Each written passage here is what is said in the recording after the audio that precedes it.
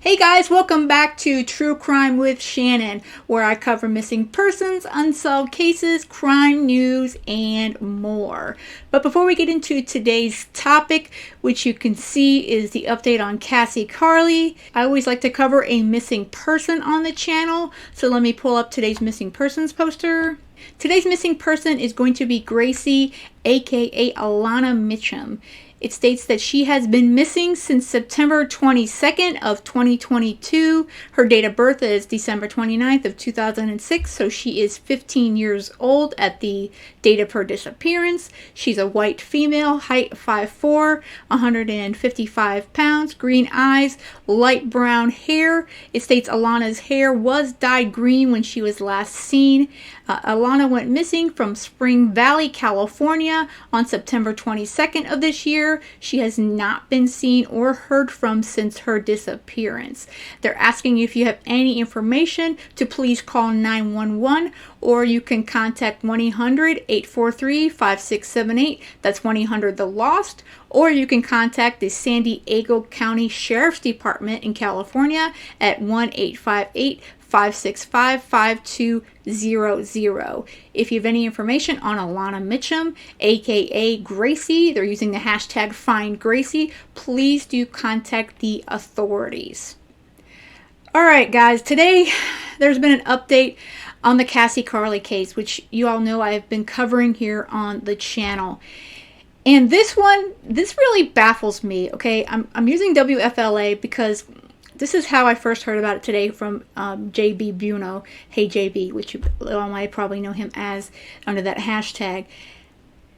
I watched him announce this live, and I don't know what to think. You know, it baffles me because I don't know how they could have reached this conclusion, which is not really a conclusion in my opinion. What they're stating is that Cassie Carli's manner of unaliving, her cause of unaliving, has been ruled, quote, undetermined, per the coroner. Now, let me give you guys the update here. Medical examiners in Alabama have completed the autopsy of Cassie Carli. However, rather than provide answers, the final autopsy report leads to even bigger questions as to how the Florida mother died. The final autopsy report lists both Cassie Carli's cause of unaliving and manner of unaliving as, quote, undetermined, the St. Clair County Coroner's Office told WFLA on Monday. The cause of unaliving was believed to be the only obstacle preventing Santa Rosa prosecutors in Florida from charging Marcus Spanavello, Carli's ex-boyfriend and father to their young daughter, with unaliving, aka the M-word. Between the coroner and the ADFS laboratory work conducted over a 6-month period in Huntsville, forensic teams in Alabama could not determine how she was unalived. I don't know about you guys, but I don't know how a medical examiner could say that they don't have no idea how Cassie Carli left this planet, left this world. She was unalived. I have no idea. All right, let's continue here. However, the surprising ruling on Carli's manner of unaliving as undetermined, rather than definitively establishing it as a homicide, now yields massive questions on the case and whether investigators can prove Spanavello is connected to Carli's unaliving. Yeah, honestly, this is what we've been waiting for. Obviously, her family especially, but this is what everyone's been waiting for this autopsy, which has taken 6 months for Alabama to get this report done. And what we're hearing now is just giving us more like questions than answers. How do you not know how someone passed away? I don't know. The St. Clair County Coroner, Dennis Russell, says while state examiners couldn't categorize the manner of unaliving as a homicide, it doesn't mean Carli wasn't the victim of the M-word, of unaliving. Undetermined means undetermined, said Russell over the phone to WFLA. Spanavello, who remains in jail, faces charges of tampering with evidence, giving false information concerning missing persons investigation, and destruction of evidence connected to allegedly disposing of Carli's phone. Following Spanavello's arrest in April, Santa Rosa County Sheriff Bob Johnson expressed high confidence that Spanavello was responsible for Carli's unaliving. I believe a lot of you that have followed this case remember what he had to say. I think he's either going to spend the rest of his life in prison or he's going to get the needle, Johnson said to Spanavello. Hopefully the needle. I don't know about you guys, but I remember him saying that on a live presser. The Santa Rosa Sheriff's Office has not yet responded to WFLA requests for comment. Okay, let me give you guys, this gets you guys up to speed if you didn't follow this case earlier, or if you kind of forgotten some of the details. Carli went missing after meeting Spanavello for a custody exchange of their 4-year-old daughter back on March 27th in Navarre, spurring a massive search effort by law enforcement, local volunteers, and Carli's family and friends. A week later, the 37-year-old's remains were discovered in Alabama. Spanavello was tracked down and apprehended in Tennessee before eventually being extradited back to Florida. Since then, he has remained in the Santa Rosa County Jail. Spanavello was totally uncooperative. He never cooperated with us, and that goes a long way, Johnson said back on April 3rd. It's your baby's mother, and she's missing, and you're not going to cooperate with authorities? That's kind of telltale. Spanavello's trial was scheduled to begin this week before suddenly being postponed on Monday. That trial, beginning with jury selection, is now slated to begin October 17th. So that's going to be next week.